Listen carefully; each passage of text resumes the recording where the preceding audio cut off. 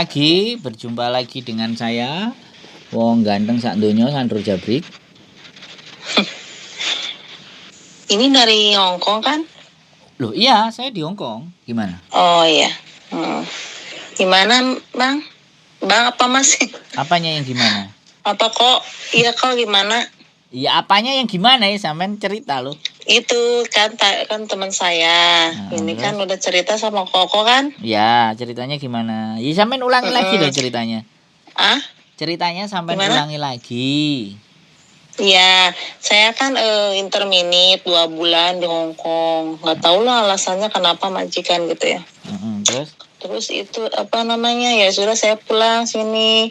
Terus saya bisa proses lagi nggak kok? Sebenarnya kalau proses itu bisa. Sebenarnya proses. Tapi dokumen masih nggak di PT, dokumen di sponsor. Nah, di situ kendalanya. Sampean nggak bisa ambil.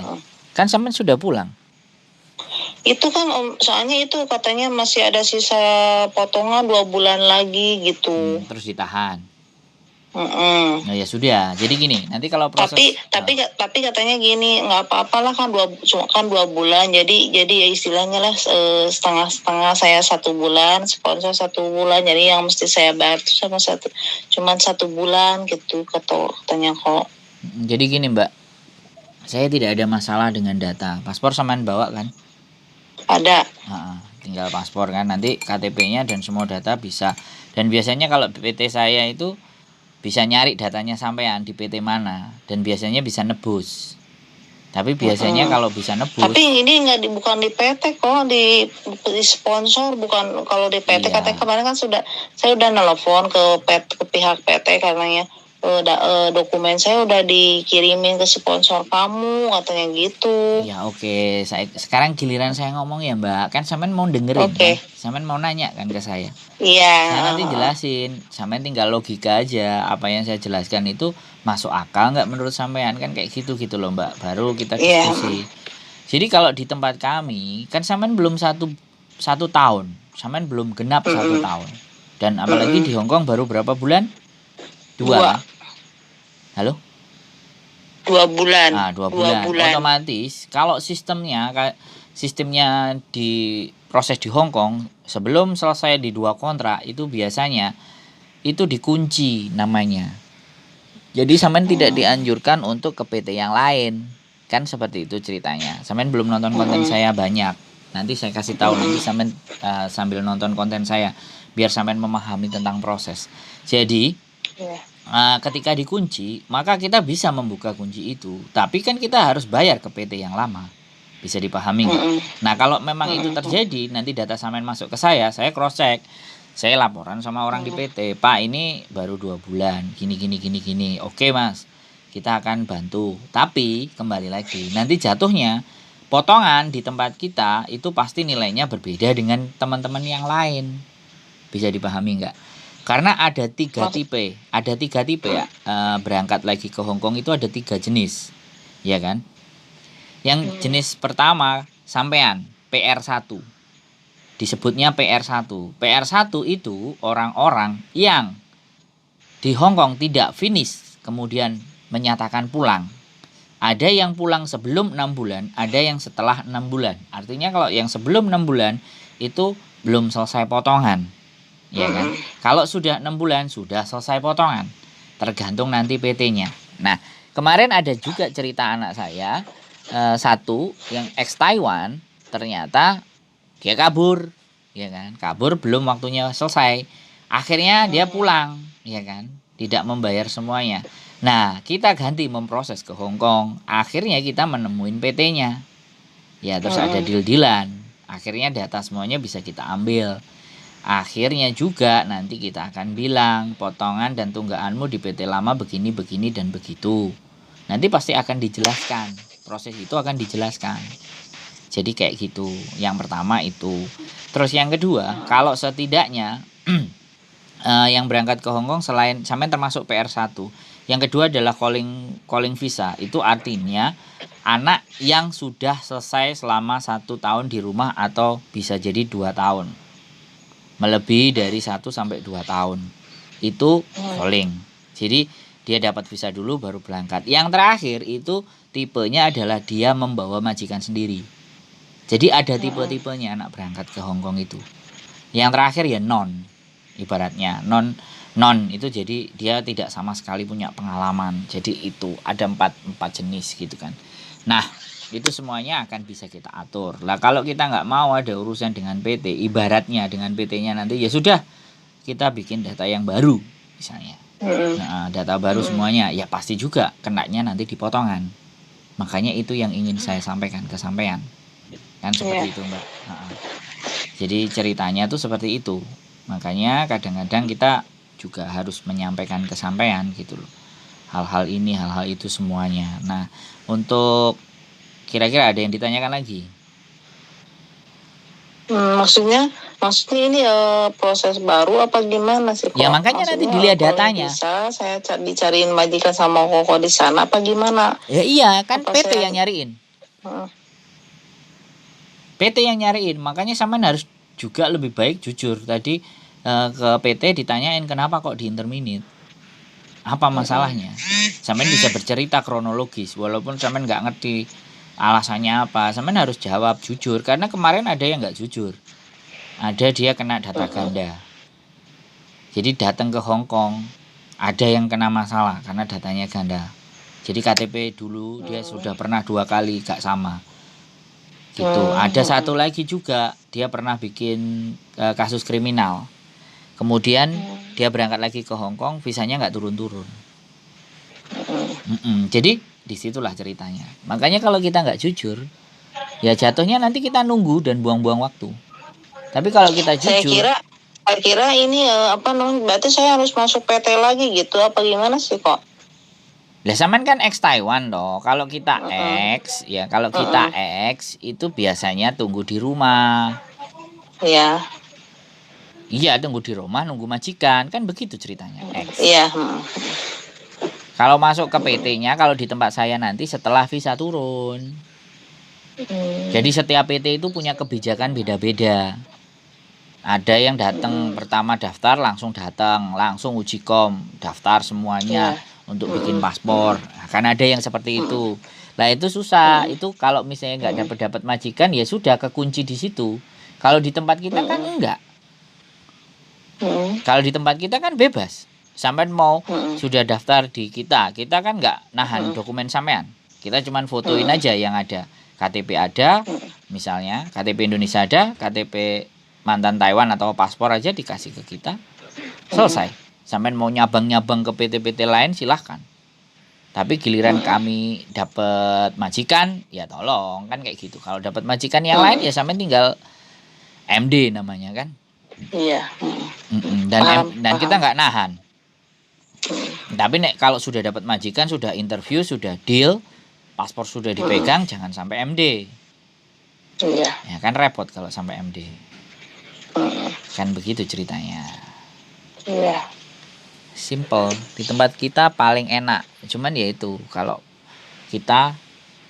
saya ya ngerasa potongan memang kita beda sama yang lain. Yang lain mungkin ada yang nggak ada potongan, tapi di tempat kami menerapkan potongan.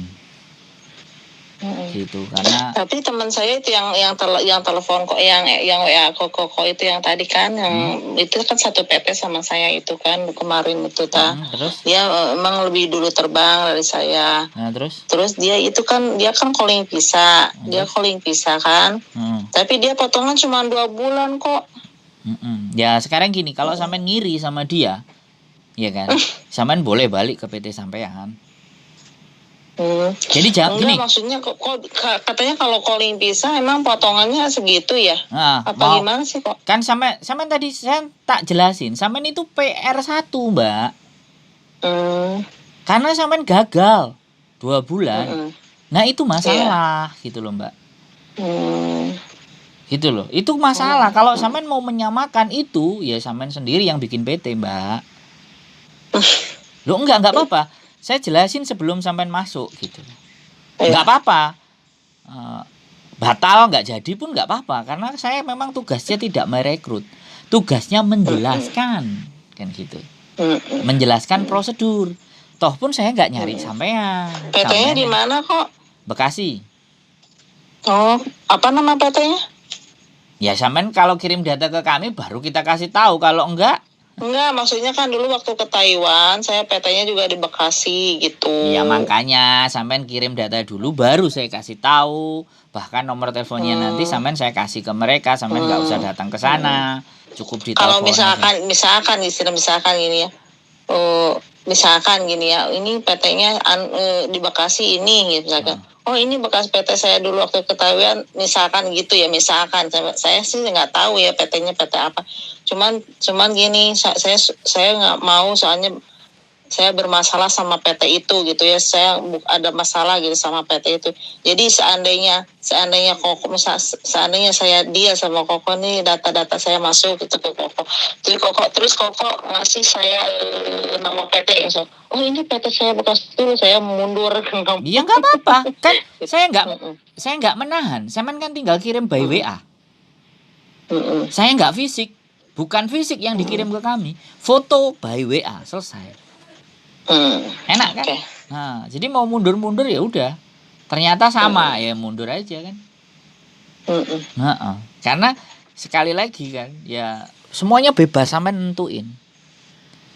Sampean bisa nentuin, sampean bebas. Wong di tempat saya aja ada ngasih data saya ke PT, habis itu Pak Sandro, saya nggak boleh sama suami. Oke, Pak Sandro, saya hamil lagi. Oke. Pak Sandro di cancel aja. Walaupun saya sudah ada majikan. Oke, selama belum diproses paspor ya sudah. Tapi kalau sudah sampai diproses sama paspornya, biaya. Karena ketika anak yang misalnya nih nggak punya paspor, kemudian diproses, ya kan, anak itu kan nanti nggak dicas sama biaya paspornya. Paspornya langsung dibawa ke PT kami. Saya baru sih kok paspornya baru kemarin. Saya ngomong, saya jelasin Mbak, saya jelasin, ya kan. Kalau sampean sudah punya ya jelas aman. Kalau sampean sudah punya pasti disuruh datang ke, atau sampean kirimin sama pos atau paket untuk diproses. Kan gitu tuh ceritanya. Kalau sudah dapat majikan. Intinya kalau proses di tempat kami ya begitu. Makanya boleh silahkan dibanding-bandingkan. Tapi tolong kalau sudah dapat majikan jangan membanding-bandingkan lagi. Nikmati yang ada. Kalau belum dapat majikan dibanding-bandingkan itu boleh. Silahkan. Itu paspor dikirim itu kalau udah dapat majikan ya? Iya dong. Ada majikan yang mau terus interview sama sampean. Majikan oke, ya sampean disuruh ngirim paspornya. Kan gitu. Ya nggak mungkin kita minta paspor. Sebelum dapat. Ya nggak apa-apa kalau sampean nanti belum dapat majikan sudah diminta, boleh ngomong ke saya. Kok bilang aja kok kata si Sandro begini begitu gitu. Kalau dia bilangnya oh ya sudah proses aja sama Sandro, ya sudah, sampean juga sebaiknya juga nggak perlu proses ke situ. Kan enak toh? Iya. Gampang kok sama kita. Dan saya tetap ada di YouTube. Cuman sampean aja baru dapat nomor dari temennya. Sampean belum nonton konten saya. Lah kalau teman sampean saya baru tadi sih teman saya kasih nomor ini. Ini katanya kamu hubungi aja Mbak nomor ini katanya. Oh iya. Iya saya bilang gitu. Tapi tadinya saya gini, Mbak tolong Mbak bilangin dulu sama agensinya. Baru nanti saya telepon saya mau hubungi gitu. Emang sebelumnya itu teman saya udah ngirimin nomor WA Koko ini kan. Tapi saya saya takutnya gini kan itu nggak tahu siapa saya gitu. Lebih baik Mbak tanyain dulu sama agensinya gimana, tanyain dulu, informasikan dulu tentang saya gimana kalau bisa misalkan. Oke, saya nanti hubungi, maksudnya chat dulu gitu kok. Nggak usah, yang paling penting adalah sampean tahu saya, itu jauh lebih penting. Iya. Kalau saya tahu sampean nggak penting itu, yang paling penting PT yang tahu sampean. Tapi kan sampean cerita sama saya pasti cerita sama mereka kan. Ini kasusnya ini.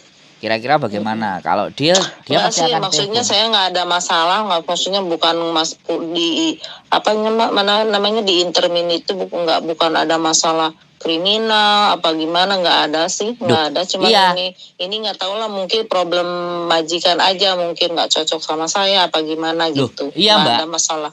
Gini loh, di surat terminate kontrak itu selalu ada reasonnya majikan, alasannya majikan menginterminate sampean itu ada. Sampean yang tanda tangan, sampean nggak ngerti, sampean pernah tanda tangan surat terminate kontrak nggak? Pernah ada di agensi waktu mau soalnya gini kok. Saya kan di interminate itu mendadak ya, pagi-pagi itu majikan langsung udah kamu katanya pulang katanya. Pulang, saya juga kaget kan. Pulang Indo katanya gitu. Terus langsung saya telepon, terus agensi saya telepon katanya kamu majikan katanya kamu pulang sekarang ini katanya gitu. Majikan nggak mau kamu misalnya gitu. Oh, kenapa sih? Saya bilang nggak tahu lah, nanti jelasinnya di kantor aja kan. Terus? Ya mendadak hari itu juga saya langsung keluar dari situ.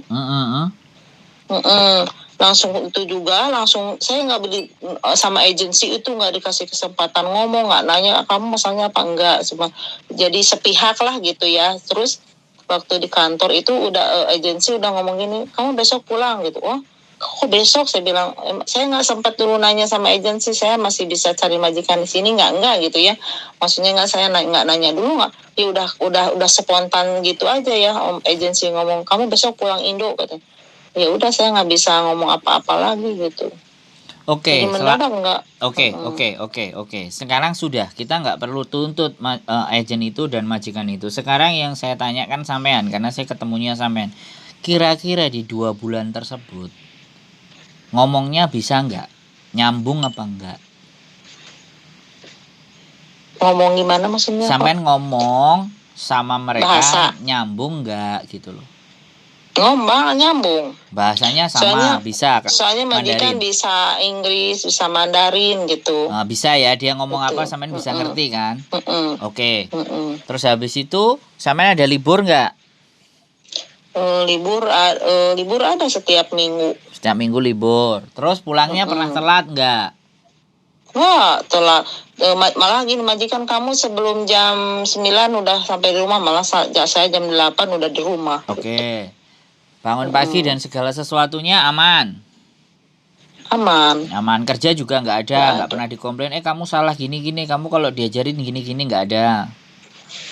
Ada sih kalau gitu, saya cuman gimana ya?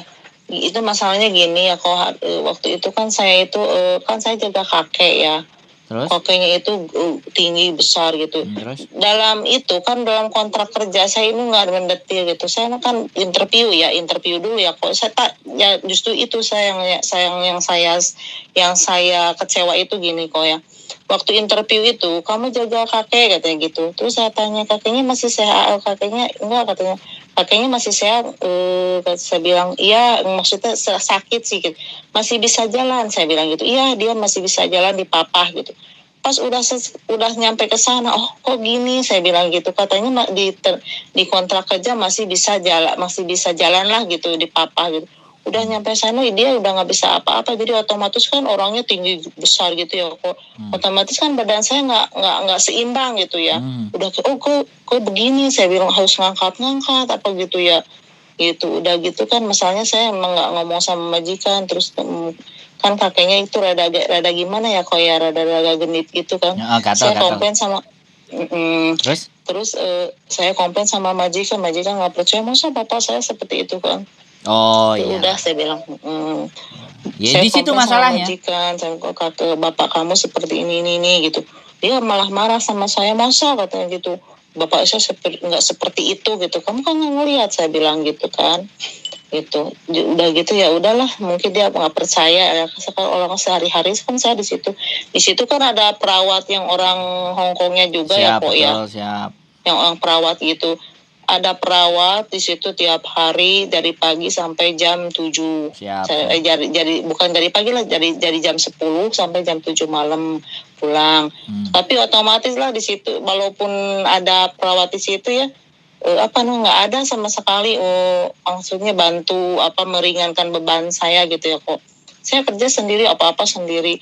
Dia cuma nulis-nulis gitu-gitu, ngukur tensi ya, cuma gitu aja gitu ya, bantu-bantu. Kalau mandi memang bantu-bantu berdua, soalnya kan berat ya kakeknya gitu, nggak mampu saya sendiri gitu. Terus saya komplain nih sama majikan saya, itu kan anaknya perempuan ya, saya bilang Cece, saya bilang ini gimana sih, saya bilang di sana kan waktu interview katanya Cece bilang kakek masih bisa jalan, masih di papa, kok pas kesini kata saya kok saya ngangkat-ngangkat. Kalau tahu saya harus ngangkat-ngangkat gitu mungkin saya nggak mau lah gitu, nggak mau nggak dia gitu yang nggak mau ambil job ini. Mau lah, saya nolak mungkin gitu kan. Saya bilang gitu. Dia si Cecenya itu nggak terima katanya. Sekarang kamu kan udah di sini, gitu. Itu semua tanggung jawab, ini kerjaan kamu katanya gitu. Ya udah saya terima gitu ya. Ya mungkin apa ya, mungkin komplain itu ya, mungkin saya kan lelah ya kok ya, dari pagi sampai malam gitu, udah gitu kurang tidur, nggak pernah tidur siang gitu juga sedikit, semua kerjaan saya yang kerjain, nggak ada yang kelewat gitu. Otomatis kan saya kelelahan ya, kok sakit, terus saya minta izin, kata saya minta izin dulu ya, saya bilang. Itu waktu saya libur itu ya, waktu hari Minggu itu libur, saya nggak dipakai libur, saya istirahat di rumah, saya lagi sakit gitu. Tapi tetap saya kerja, soalnya nggak enak ya kok ya, saya libur tapi tinggal di rumah, maksudnya kan nggak enak juga ya, ada Cece, masa Cece sibuk sendiri si itu ini gitu ya, sibuk ngurus kakek gini, masa saya diem aja gitu, nggak enak juga ya kok ya, saya bilang. Ya udah saya bantu, tapi percuma, saya cuma mau libur, gimana saya nggak enak badan, nggak libur juga saya gimana gitu. Terus saya gini, terus saya sakit, saya bilang kaki saya sampai bengkak-bengkak gitu ya, katanya ayo kita ke dokter, saya dibawa ke dokter doang, tapi percuma kan, cuma ngilangin sakit aja, bengkak saya nggak sembuh gitu. Terus saya pernah ngomong gini sama Cece itu ya, saya udah nggak sanggup kerja, saya gitu kan. Kenapa? Kan dia nggak izinin saya pulang, maksudnya ganti gitu. Saya nggak sanggup, saya udah nggak kuat, saya bilang gitu, udah saya kurang tidur, kaki saya sampai bengkak-bengkak ini, saya bilang gitu. Tapi Cece nggak paham sih, nggak ngerti gitu ya. Mungkin sih. Cukup. Itu sudah cukup menunjukkan di mana kenapa sampai di interminate tiba-tiba selesai. Jadi itu alasan. Jadi selalu akan ada, sekali lagi Mbak ya, kalau saya boleh bilang, orang majikan menginterminate teman-teman semuanya itu selalu punya alasan. Sebenarnya tidak ada yang tidak punya alasan, selalu punya alasan. Dan sekali lagi, menurut dia, anak ini baru kerja tapi udah komplainnya terlalu banyak, mana nanti lama lagi, jadi ya sudahlah dipulangin aja. Toh pun gini, ada beberapa perjanjian, saya nggak ngerti, tapi ini bisa dijadikan indikasi. Kalau agent itu ngasih CC ke majikan, dia punya syarat-syarat. Kalau dalam 1-2 bulan atau 3 bulan dia sudah oke, baik-baik saja, maka dia nggak harus bayar. Kalau dia baik-baik saja,